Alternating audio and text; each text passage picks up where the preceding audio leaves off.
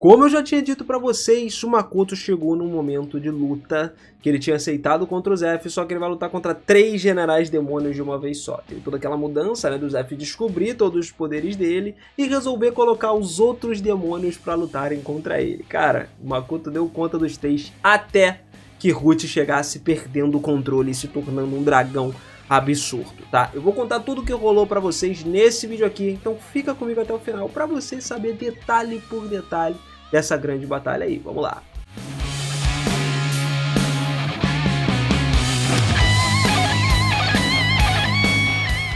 Fala, seus otakus, beleza? Eu sou o Minas e sejam muito bem-vindos a mais um videozão aqui no canal. E olha só, galera, à medida que o grupo ia se aproximando do final da sua estadia lá na capital da raça demoníaca, né, Makoto foi conduzido pelos vastos corredores subterrâneos do castelo até um salão gigantesco. Esse espaço era muito grande, com vários assentos dispostos ao redor para a galera assistir o que ia rolar. Era uma arena completamente impressionante. Uma estrutura muito bem elaborada, muito além das expectativas iniciais do Makoto, e a arena era protegida também por várias partes externas diferenciadas. Um palco já estava preparado esperando ele para toda essa luta acontecer. Agora, a Mio e o Shiki que estavam junto com ele estavam na plateia, cara. Eles não entraram para a batalha não, o Makoto entrou sozinho. A justificativa era que apenas deveria demonstrar o poder dele, já que usar a força dos seus aliados poderia ser devastador para a própria arena. Além disso, tinha também recebido algumas importantes recompensas para isso tudo, incluindo o direito de transitar livremente pelo território, algo semelhante àquele selo real do Lorde Demônio, que permitia a ele abrir alguns negócios sem necessidade de pagar impostos no território demoníaco, e a gente falou disso no último vídeo. Então, pensando sobre as vantagens que o Makoto tinha recebido, ele começou a pensar sobre como que ele retribuiria de alguma forma. Mesmo que ele tivesse ciente dos perigos, ele considerava que a situação atual era um preço justo a se pagar. Então assim, ele começou a se preparar para o início do confronto, esperando para descobrir quem seria o seu oponente. O anúncio do nada ecoou pelo salão, marcando o início da batalha, e o número de espectadores, mesmo não sendo grande, porque tinha sido limitado pelo Zef, o ambiente não tinha uma energia frenética de uma arena de combate, por exemplo, lá de Hostgard. Em vez disso, alguns olhares ficaram sempre fixados no Makoto, observando cada movimento dele com atenção. E a tensão no ar começava a ser cada vez maior. Ao longe, 4 figuras começaram a se aproximar. Ele tinha cogitado a possibilidade de enfrentar os generais demônios ou até mesmo o Lorde Demônio, né? Só que ver todos os generais demônios presentes superou as expectativas do Makoto. Ainda assim, ele não se surpreendeu percebendo que o Lorde Demônio não se revelaria pessoalmente, porque era imprudente ele se arriscar dessa maneira num combate contra ele, né? Então, entre os generais, ele reconheceu Io, Rona, mas havia um outro que era menos familiar. Esse homem tinha cabelos totalmente despenteados e vestia uma túnica branca. Apesar de parecer um human no final das contas, ele revelou que possuía um sangue demi-humano, mesmo que sem saber qual era a raça que ele pertencia. O general Io, com seus 4 braços ali e as manoplas poderosas, parecia cheio de motivação para enfrentar o Makoto por uma segunda vez, enquanto a Rona estava silenciosa e já tinha preparado diversos feitiços em segredo. O Raft, que era o híbrido de dragão, expressou ali a satisfação de poder lutar, agradecendo a sua oportunidade de poder medir as forças com alguém que tinha impressionado o Lorde Demônio em questão de forças. Conforme os generais se posicionavam, eles percebiam que a batalha seria intensa, cara. Apesar das apresentações ali do anúncio, a luta ainda não tinha começado e tinha uma certa confusão sobre a dinâmica do confronto. Mas no final, todos concordaram que enfrentariam todos os generais demônios ao mesmo tempo. Cara, era absurdo pro Makoto. Com um certo suspiro, o Io então deu o sinal e os generais começaram a se mover numa formação avançada, né, para um confronto que eles já treinaram muito antes. Sem hesitar, o Makoto rapidinho recuou enquanto conjurava os poderosos feitiços de fogo em direção aos oponentes. Mas apesar das instruções anteriores de não se conter, ele sabia que ele não podia usar todo o poder dele, porque se ele usasse ia dar ruim para todo mundo. Assim, ele começou a ajustar a magia dele, diminuindo a força e a velocidade dos seus ataques. Mokuren, que era um dos generais, se mostrou um prodígio em magia, lançando vários feitiços ali, sem sequer precisar de entonação, de conjurar esses feitiços com falas e tudo mais completas, enquanto ele criava algumas barreiras para proteger os seus aliados. E ele lançava múltiplos feitiços de suporte ao mesmo tempo, provando ser um mágico muito formidável.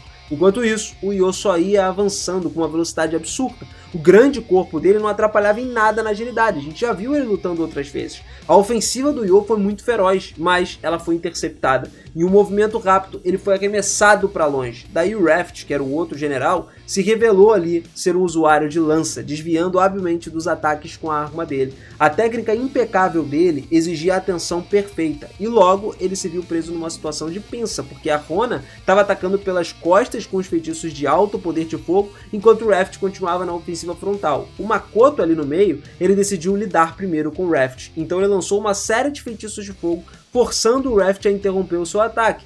Nessa hora, a Rona, por sua vez, não perdeu tempo, recuou para uma posição mais segura, se preparando para o próximo movimento do Makoto. Só que antes que ele pudesse reagir, ele foi atingido pelos seus próprios feitiços, refletidos de volta pela estratégia precisa da Rona. Agora, enquanto a batalha continuava, o Yo retornou para a luta de novo, atacando com a sua força máxima. O impacto dos golpes dele começou a, ser transmitido pela arena toda, fazendo até os espectadores sentirem o choque desses ataques. A situação era complicada, com os generais demonstrando uma coordenação absurda em cima do Makoto. A Rona, sempre na estratégia, preparando algo a mais para atacar. E aí o Makoto percebeu que tinha uma parada presa na armadura mágica, crescendo e rachando com uma energia vermelha sombria. Sentindo o perigo que estava para chegar, ele alterou as suas defesas, só que o feitiço acabou explodindo com um poder aterrorizante, destruindo grande parte da proteção mágica do Makoto. A batalha não dava trégua, irmão, e a coordenação dos generais, especialmente quando eles estavam reunidos, era letal. A tensão só aumentava enquanto ele tentava lidar com cada um deles, ciente de que eles estavam enfrentando alguns dos mais poderosos guerreiros da raça demoníaca. Só que é aquilo que a gente falou, mano. O Makoto, ainda assim, ele não era o tipo de pessoa que ia usar o poder todo. Ele estava tentando manter ali no nível de todos os outros generais. Imagina se ele usasse. Daí o Mokuren iniciou um feitiço de ritual, conhecido como Reio, onde agulhas começaram a voar pelos arredores, destruindo a armadura mágica do oponente, do Makoto, E esse feitiço foi utilizado em batalhas de larga escala, demonstrando a habilidade impressionante do Mokuren em realizar áreas paralelas ali e conjurar magia poderosa sozinho. Apesar dele estar enfrentando só um único adversário, ele estava usando tudo que ele tinha. As agulhas, quando elas se fincaram na armadura mágica do Makoto, transformaram em gelo, limitando os movimentos dele. E era um ataque muito severo, mas potente pra caramba, inclusive mais potente do que a magia de gelo da Rona, que ela já tinha utilizado, tá ligado? Mokuren não parou por aí, ele continuou com o feitiço de revisão Starfall, que a armadura mágica do Makoto agora parcialmente estava congelada e ainda estava resistindo devido ao aprimoramento do Sakai dele, tá ligado? Ele tinha como segurar, então determinado a limpar a magia ritual e desafiar, ele adicionou o elemento do fogo na armadura mágica, criando uma explosão no mesmo nível do feitiço da Rona.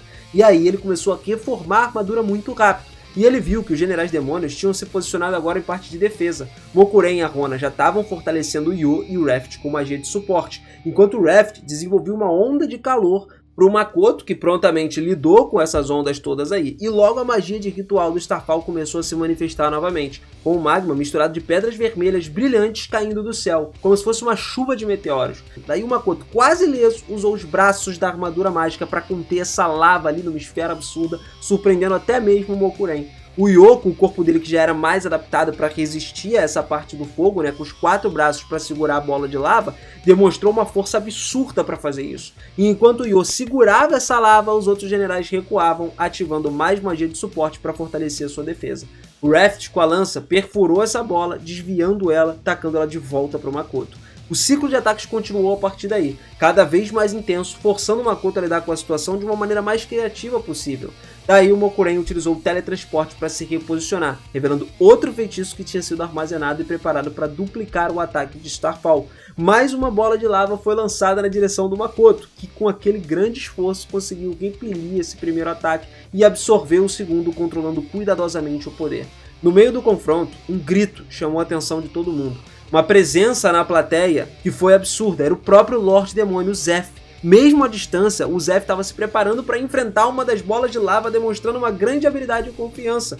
Com os movimentos fluidos e precisos, ele desembanhou a espada enquanto recitava uma área ali, uma magia, mostrando que ele estava pronto para lidar com o desafio do Makoto. A situação se intensificou ainda, com ele assumindo o papel nessa batalha épica. Daí o Zeph segurava a espada com uma qualidade absurda, uma técnica que servia como catalisador para ativar o feitiço dele com segurança. E com o movimento preciso, a bola de lava desapareceu diante dele. Uma combinação perfeita de magia e arma. O feitiço da barreira que ele usou era especial, com a capacidade aterrorizante de fazer desaparecer tudo que tocasse. e essa demonstração confirmava que o Lorde Demônio Zeph dominava tanto a espada quanto a magia. Enquanto Zeph neutralizava a lava, os outros combatentes ali também comprimiam a lava que seguravam, apagando ela com sucesso. E a habilidade de poder demonstrada pelo Zeph evocava alguns sentimentos de respeito, de empatia pelas outras pessoas, comparado ao que o Makoto sentia ali quando empunhava o arco poderoso, fruto dos sacrifícios e perdas dele de muitos treinamentos do passado. O Zeph então anunciou o fim dessa partida, agradecendo ao Makoto por uma luta espetacular contra os Generais Demônios. Só que antes que a cerimônia pudesse se encerrar, aconteceu outro problema, né? Uma voz começou a ecoar no salão, abafando todas as palavras do Zeph, e imediatamente algo começou a chover. Uma grande quantidade ali, seguida por um som estrondoso, numa explosão, uma luz apareceu. Os Generais Demônios se moveram rápido para proteger o Zeph, né? Porque não tinha como eles ficarem ali. Enquanto os outros lutadores priorizavam a defesa, sem entender completamente o que estava acontecendo, pouco depois a Mio e o Shiki se aproximavam para garantir a segurança do Makoto também. A arena, antes que era grandiosa, tinha se transformado em ruínas agora, cheia de poeira, de escombros para todos os lados.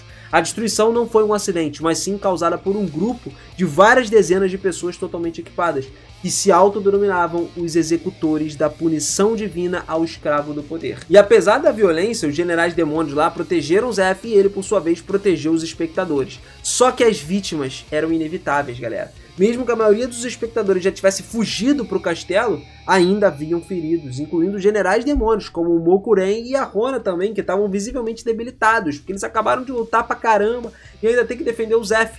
O ataque foi poderoso o suficiente para ferir até mesmo esses guerreiros experientes. O líder de todos os terroristas começou a se debater ali com o Zeph, acusando ele de governar de uma forma tirânica e de ser responsável por trazer toda a destruição do mundo quando resistia contra a deusa. E esse cara acreditava que a submissão da deusa garantiria a sobrevivência da raça demoníaca, mesmo que significasse escravidão perante os Humans.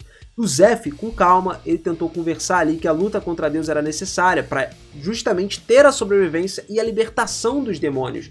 Ele questionou se todos os descendentes dos demônios poderiam perdoar a deusa e toda essa opressão e favoritismo dela.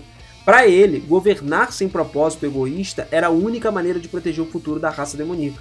E de fato ele estava certo. Só que ainda assim, Zeph foi acusado de práticas horríveis, tá? Como a segregação dos fracos e a imposição de regras cruéis aos demônios. O Zeph ele defendia todas as suas ações, afirmando que essas práticas eram necessárias para que eles conseguissem passar por os problemas no tempo difícil. É tipo aquela parada, o que não te mata, te fortalece, irmão. Se você tomar muita porrada, tu vai se fortalecer contra aquilo dali. Então os tempos difíceis iam vir e as pessoas iam, os demônios iam ser fortes o suficiente para passar por isso. Ele acreditava que os fortes tinham a responsabilidade de proteger os fracos e garantir a continuidade da sua raça. Apesar dessas palavras duras ali trocadas entre os dois lados, mano, as coisas estavam longe de ser resolvidas. Enquanto Zeph argumentava a favor do seu governo, o líder dos caras que fizeram a besteira lá mantinha a crença da submissão da deusa, o único caminho para a redenção. Em meio a essa tensão aí, ficou claro que não teria um desfecho pacífico. Então o Zeph e os grandes generais demônios ali estavam preparados para lidar com essa ameaça, enquanto o poder estranho estava pairando no ar e finalmente começou a se manifestar. E como tinha um cajado no chão lá, parecia que uma ativação de alguma coisa muito poderosa já tinha começado. O Shiki ficou observando a situação e reconheceu esse objeto como o Cetro do Governador, um antigo tesouro sagrado dos Elísios, capaz de convocar um exército de dragões gigantes. Mesmo que seja muito poderoso, o resultado da ativação era muito aleatório, o que tornava o uso desse cetro um risco significativo. O Zeph, que agora se aproximava, estava ciente de que esse cetro tinha um imenso poder, e ele sabia que provavelmente o destino do que seria convocado já estava selado, restando só rezar pela sorte da galera que estava presente ali. O pior cenário possível seria a invocação de diversos dragões que, na loucura, atacariam todos ao redor. Mesmo assim, tinha uma chance minúscula disso acontecer, de ser algo quase impossível. Mas ainda assim, Shiki e a Mio também estavam um pressentimento muito ruim. Perceberam que apesar das probabilidades baixas, alguma coisa estava prestes a acontecer. Então, uma luz dourada, atravessou o céu, anunciando a chegada do ser mais poderoso que a gente já viu dessa história. Então, Zeph, mantendo a calma, demonstrou a primeira vez uma preocupação de fato. Um dragão com 3 pares de asas emergiu da luz. Esse dragão era Ruth, o dragão da harmonia. Uma figura lendária, literalmente em pé de igualdade com a deusa, que estava ali em pé para lutar com todo mundo. O Zeph ficou angustiado, cara. Ele tentou entender por que uma existência tão poderosa tinha sido invocada num simples tesouro sagrado. E agora ele precisava lidar com essa nova ameaça, mesmo que ele estivesse completamente despreparado para enfrentar algo dessa magnitude. Ele avançou, não tinha escolha, consciente de todos os riscos e das perdas que isso acarretaria. E mesmo que nem todos os métodos dele forem fáceis de aceitar, era possível de compreender. O Makoto, em meio a toda essa situação tensa, ouviu uma voz conhecida através de uma transmissão do pensamento, a voz de Ruth, que estava falando com ele, que o dragão tinha sido convocado aparentemente por um erro, devido a uma antiga piada de Ruth aí no final das contas, que agora se via preso pela ativação do cetro do governador. Então, mano, Ruth explicou que não tinha intenção de lutar, mas que essa convocação era absoluta, o que forçava ele a atacar com todo o seu poder. Basicamente, ele perdeu o controle e começou a criar uma bola de energia multicolorida ali, acumulando uma força devastadora na boca. Mesmo sem querer, Ruth estava prestes a desencadear um ataque de uma magnitude que ninguém nunca tinha visto, capaz de destruir um castelo e grande parte da terra ao redor. O Makoto refletiu sobre essa situação. Ele percebeu essa destruição que ia chegar e, cara, ele pensou se talvez ele pudesse salvar as pessoas de alguma forma. Ele se sentia responsável por isso. Mesmo sem ter o total controle de todos os eventos, ele não podia permitir que aquela tragédia acontecesse. O Zef, enquanto expandia a barreira para tentar proteger o povo, reconhecia que isso não seria o suficiente. O poder de Ruth não ia ser contido ali, cara. O Makoto precisava agir, então ele consultou seus aliados, Mio e Shiki, para poder buscar uma solução para enfrentar esse ataque que estava vindo. Enquanto a Mio sugeriu que eles refugiassem em Azora, fossem embora, que era um lugar seguro para eles, não faz nenhum sentido eles não irem para lá. Se eles fossem, beleza, eles não vão sofrer, mas o problema é a galera do povo demoníaco. O Shiki pensou sobre a natureza dessa magia, afirmando que tinha uma maneira de enfrentar esse ataque, e ele sugeriu que o Makoto tentasse seguir o plano que pudesse minimizar os danos.